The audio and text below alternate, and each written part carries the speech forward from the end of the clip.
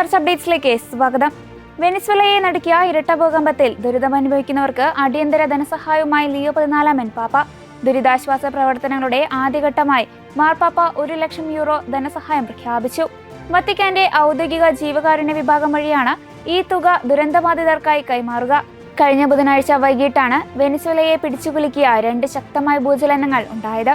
Richter സ്കെയിലിൽ 7.2, 7.5 എന്നിങ്ങനെ തീവ്രത രേഖപ്പെടുത്തിയ ഭൂകമ്പങ്ങളിൽ ഇതുവരെ 235-ലധികം ആളുകൾ മരണപ്പെടുകയും 1000-ഓളം പേർക്ക് പരിക്കേൽക്കുകയും ചെയ്തു. തകർന്നടിഞ്ഞ കെട്ടിടങ്ങൾക്കിടയിൽ നിരവധി ആളുകൾ ഇപ്പോഴും കുടുങ്ങിക്കിടക്കുകയാണെന്നാണ് പുറത്തുവരുന്ന റിപ്പോർട്ടുകൾ.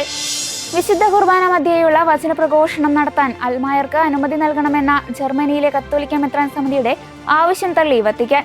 അസാധാരണ സാഹചര്യങ്ങളിൽ പ്രത്യേക അനുമതിയോടെ അൽമായർക്ക് കുർബാന മധ്യേ പ്രസംഗിക്കാൻ അനുവാദം നൽകണമെന്നായിരുന്നു ജർമ്മൻ ബിഷപ്പുമാരുടെ ആവശ്യം.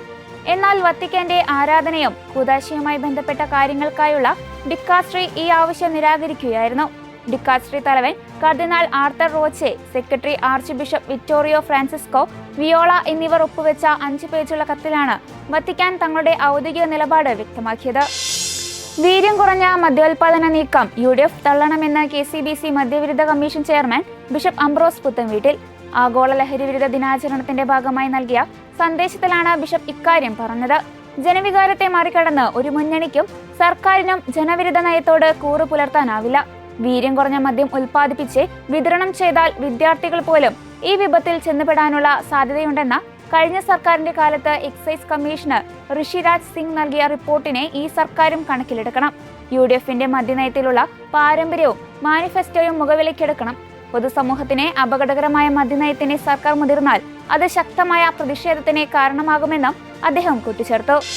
ക്രൈസ്തവ വിശ്വാസികൾ ഏറെ പവിത്രമായി കരുതുന്ന യേശുക്രിസ്തുവിന്റെ യഥാർത്ഥ കുരിശിന്റെ തിരുശേഷിപ്പും കല്ലറയിൽ നിന്നുള്ള അലങ്കാര വെള്ളി ആവരണവും ഉൾപ്പെടെയുള്ള അപൂർവ നിധികളുടെ പ്രത്യേക പ്രദർശനം അമേരിക്കയിൽ ആരംഭിച്ചു. ടെക്സസിലെ പ്രശസ്തമായ കിംബൽ ആർട്ട് മ്യൂസിയത്തിൽ നടക്കുന്ന ഈ പ്രദർശനം കാണാൻ ലോകത്തിന്റെ വിവിധ കോണുകളിൽ നിന്നും ആയിരക്കണക്കിന് സന്ദർശകരാണ് എത്തിച്ചേരുന്നത്. നൂറ്റാണ്ടുകൾക്ക് മുൻപ് ജെറുസലേമിൽ ഉപയോഗിച്ചിരുന്ന തുണികൾ, മെഴുകുതിരികൾ, ലോഹപ്പൂക്കൾ, മറ്റ് ആരാധനാ വസ്തുക്കൾ എന്നിവയും പ്രദർശിപ്പിച്ചിട്ടുണ്ട്. നൂറ്റാണ്ടുകളായി ഫ്രാൻസിസ്കൻ സമൂഹമാണ് ഇത് സംരക്ഷിച്ചു വരുന്നത്. ജൂലൈ 12 വരെയാണ് പ്രദർശനം നടക്കുക. ശരീരത്തിന്റെയും ആത്മാവിന്റെയും സമഗ്രമായ വളർച്ചയെ പ്രോത്സാഹിപ്പിക്കുന്നതിൽ കായിക രംഗത്തിനുള്ള പങ്ക് സവിശേഷമാണെന്ന് ലിയോ 14 പാപ്പ.